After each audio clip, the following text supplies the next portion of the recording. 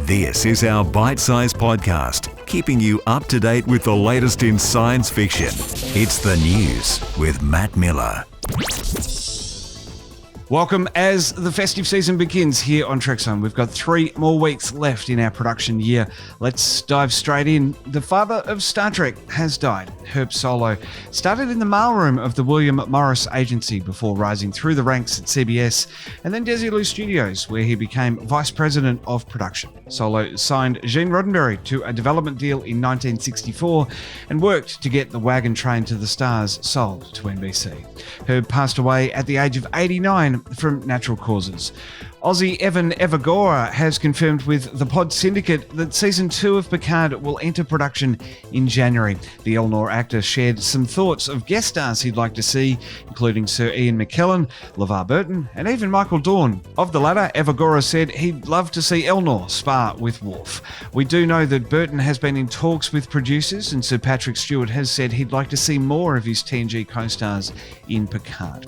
Last week, I confirmed Seven's Reckoning coming in the new year, but now we have details of 2 new comics coming as well, including Star Trek Year 5 by Brandon Easton, which will see one of the original Enterprise crew pulled into a violent past as Spock vanishes on Vulcan. While Star Trek The Next Generation, The Gift Annual, written by John Delancey, sees an all-new reprint of the TNG story Tapestry, Q giving Picard the chance to go back and change one of his biggest mistakes. The comics are slated for release in February next year. Meanwhile, the Delta Flyers podcast with Garrett Wang and Robert Duncan McNeil has reached the Season 2 stinker threshold as they continue to podcast each episode in a weekly format. This time around, for their patrons, Kate Mulgrew dropped by to talk about the episode, often dubbed the worst of the franchise. McNeil remembering that as the makeup and prosthetics got heavier through the episode, his anxiety grew to the point where he was even taken to hospital. Through it all, the Voyager actors drew some positives, especially in terms of character development. Doctor Who is back for Christmas, and she's not alone. Jack's back. Captain Jack Harkness is one of the most iconic characters in the Who-niverse, and he'll star in the forthcoming festive episode Revolution of the Daleks, where our trio will learn of a disturbing plan involving the Daleks.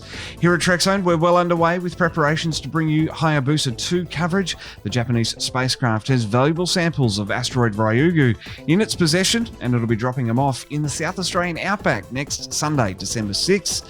We've got expert analysis lined up in a fun 90-minute live stream from 2:50 a.m. Australian Eastern Standard Time, and Hayabusa 2 coverage will take up much of our last 3 weeks on the air, but I will have time to chat with Tom Costantino about the Orville returning to production on their 3rd season, which was interrupted by the pandemic. And lastly, I want to remind you of what's to come here on Australia's unofficial home of Star Trek in 2021. We're certainly going to be more than Trek as we move to 7 days a week of programming with 5 shows.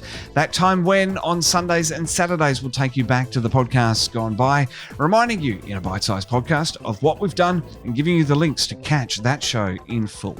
We'll wrap up a final Unity before Christmas, then Trek Zone Plays moves to Mondays and Thursdays, continuing to bring you 100% retro gameplay with no commentary.